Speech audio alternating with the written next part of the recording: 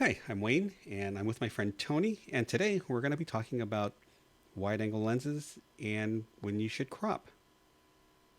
Yeah.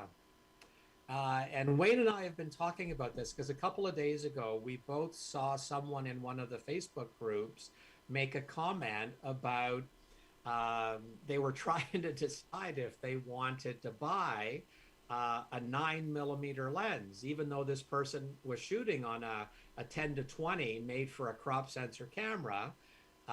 They were wondering whether they should go ahead and buy this brand new super duper 9 millimeter lens.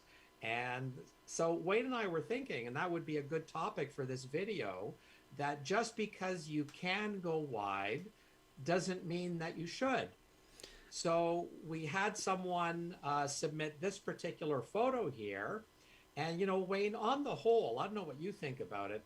I think this is, I like where the photographer is going with the photo. I think they're on the right track here, Mm-hmm. but they're still shooting way, way, way too wide, in my opinion.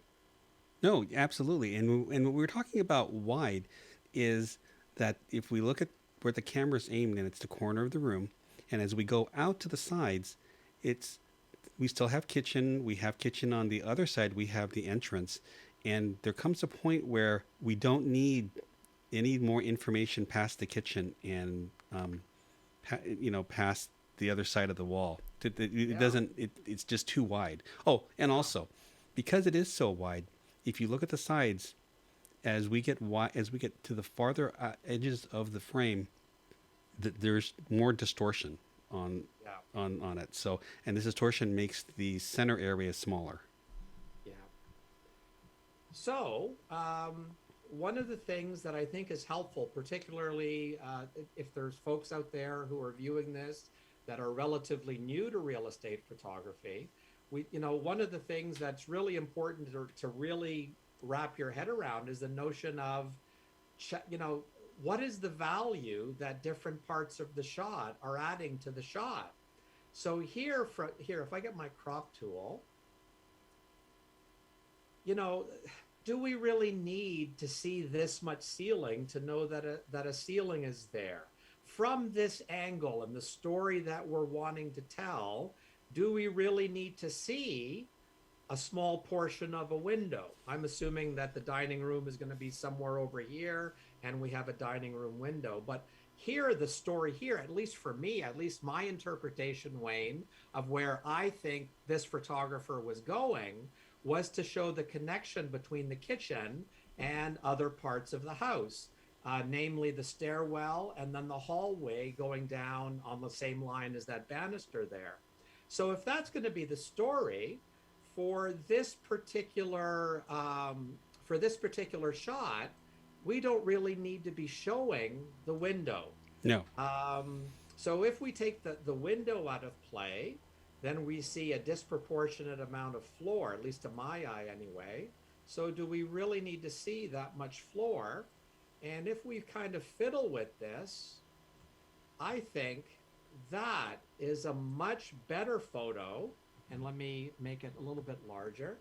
That's a much better photo because now you are the viewer is more able to, they're better able to see the story that you're wanting to tell. They're not influenced by all this extraneous information in terms of how much ceiling is there and a big bright window at the edge that is pulling their eye there. We're not having to see 3 4 feet of this wall on the left side of this opening here because we can just show a little bit and people know that it's a wall around this opening.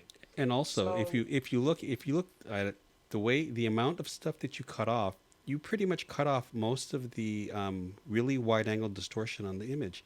So if yeah, you look at the kitchen and if you look at the entry, the proportion of the spaces actually is much better.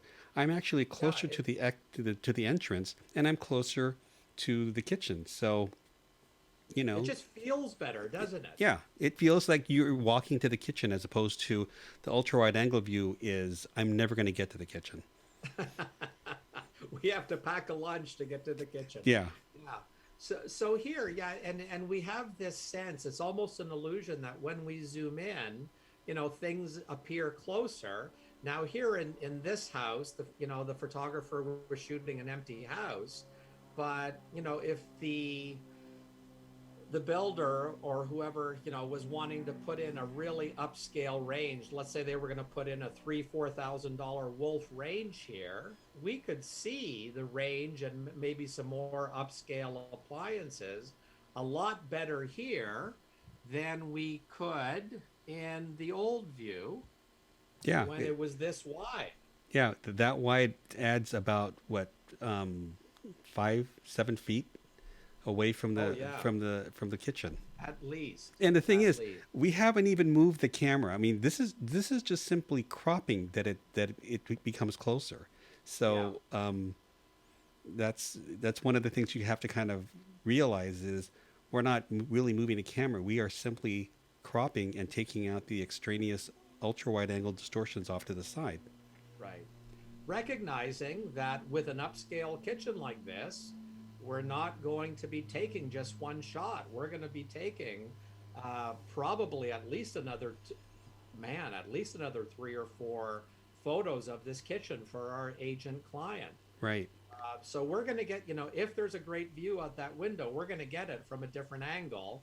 We don't need to show it in this angle because that window is not part of the story that I'm assuming this photographer was trying to tell from this camera position. Yeah, and one other thing is, although there is no furniture in here, if there was a couch in this image, like in front of the camera, Yeah. the ultra wide angle Oh my view, goodness. it would be this large thing. Aircraft It carrier. would be an aircraft carrier in the front of it that we'd have to get over. So Yeah.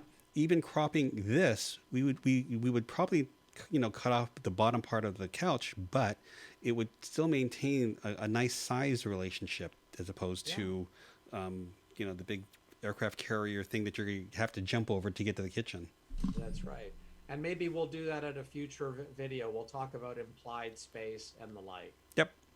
Okay. Okay. So that's it for now.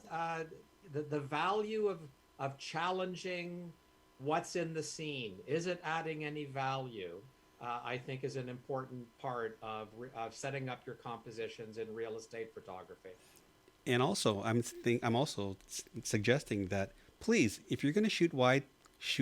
But like Tony said, find the elements that are the important part of the image and crop down to it. Yeah, So tell the story. tell the story. And on that note, my friend, Thank you very much. I'll see you the thank next you. time. You bet. Take care. Bye bye. Bye.